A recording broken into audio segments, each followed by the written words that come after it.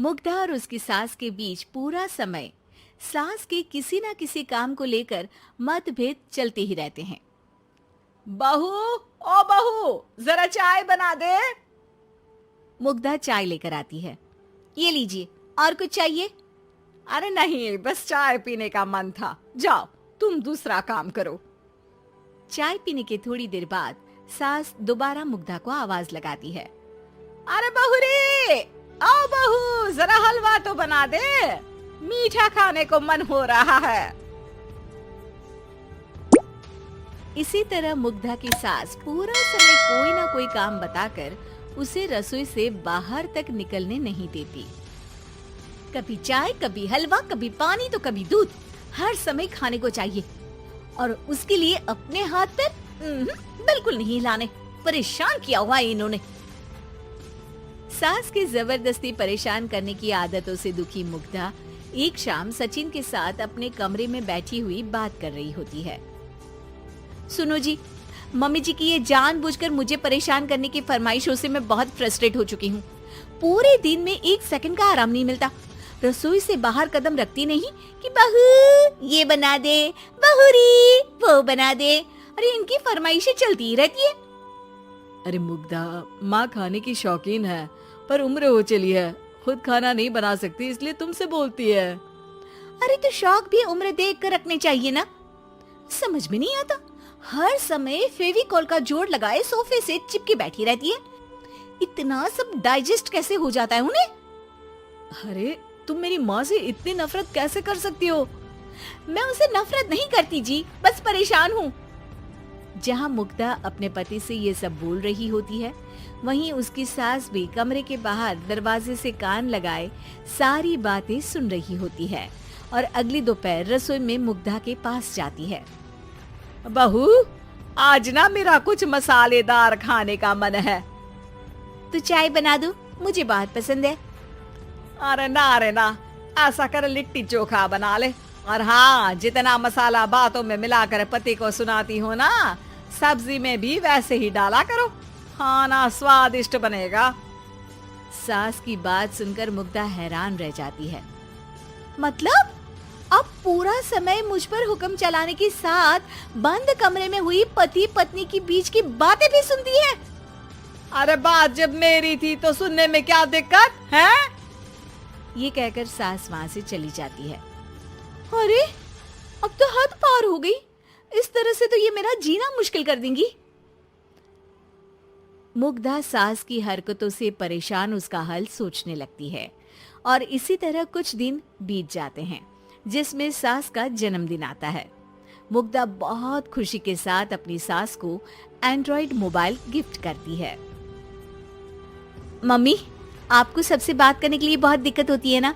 कभी सचिन तो कभी मुझे बोलना पड़ता है, पर इस मोबाइल से आपको कोई दिक्कत नहीं होगी। एक जगह बैठे बैठे बहुत कुछ कर सकती हैं अब आप। मोबाइल देख सासू माँ खुश हो जाती है, पर उसे इस्तेमाल करना तो आता नहीं, इसलिए साइड में रख देती है। जिसे देख मुग्धा घर का सारा काम छोड़ मोबाइल सेट कर सास को इस्तेमाल करना सिखाने लगती है, जिसके बाद अब सास पूरा समय मोबाइल में ही लगी रहती है। हाय, जब से मम्मी को मोबाइल मिला है मेरी लाइफ में कितनी शांति आई है। अच्छा है, इसी तरह बिजी रहे तो मैं भी सुकून की जिंदगी जी पाऊंगी। अब मुग्धा जब मन करे काम करना, जैसा चाहे वैसा खाना बनाकर खाना, पूरा समय रिलैक्स और खुश रहने लगती है। क्या बात है, आजकल तुम बहुत चहक रही हो। अरे मम्मी जी से छुटकारा जो मिला है, अब ना फरमाइशें ना छुप छुप कर बातें सुनना। अच्छा, तो मोबाइल गिफ्ट करने की ये स्कीम थी। इसी तरह दिन बीतते हैं और अब मोबाइल पर लगी सास फरमाइशों की जगह सवालों के लिए बहू को आवाजें लगाना शुरू कर देती है। अरे बहू सुन तो, देख जरा किसी का फोन क्यों नहीं मिल रहा? रिचार्ज खत्म हो गया है, पर अभी 4 दिन पहले ही तो मैंने किया था। इतनी जल्दी कैसे खत्म हो गया? अरे मैंने कल तेरी कनाडा वाली मौसी सास से 3 घंटे बात की थी ना। क्या? इतना महंगा तो मोबाइल भी नहीं आया जितना महंगा इसका रिचार्ज पड़ रहा है। इसके बाद तो जैसे मुग्धा के दिन के 24 घंटे में से 20 घंटे सास के पास उनके मोबाइल रिलेटेड प्रॉब्लम सॉल्व करने की ड्यूटी ही बन जाती है। अरे मुग्धा, ये मोबाइल में अचानक तेरी मौसी सास की शक्ल क्यों दिखने लगी? और ये तो हिल भी रही है। मम्मी, ये गूगल डुओ का वीडियो कॉल है। इसमें आप बात करने के साथ एक दूसरे की शक्ल भी देख सकती हो। अच्छा, ये तूने मुझे पहले क्यों नहीं बताया? अब बताने के लिए पहले नहीं बताया। इसी बीच सचिन भी वहां आ जाता है और सास अपनी वीडियो कॉल में बिजी हो जाती है। क्यों, सास बहू में क्या गपशप चल रही है? इसे गपशप नहीं, दिमाग का दही होना बोलते हैं।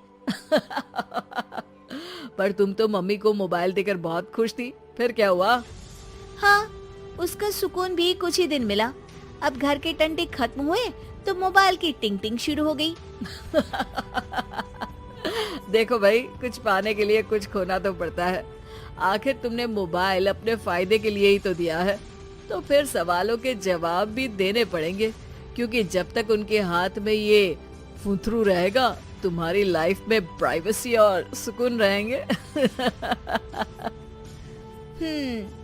कहने का मतलब है अगर इससे प्यार बढ़े तो दाग अच्छे हैं। अरे मुझे पहले दिन से ही पता है मोबाइल किस मकसद से दिया गया है। भूलो मत, इससे पहले मैं बातें ही सुनती थी। सास की ये बात सुनकर मुग्धा शॉक में और सचिन हंसता रह जाता है।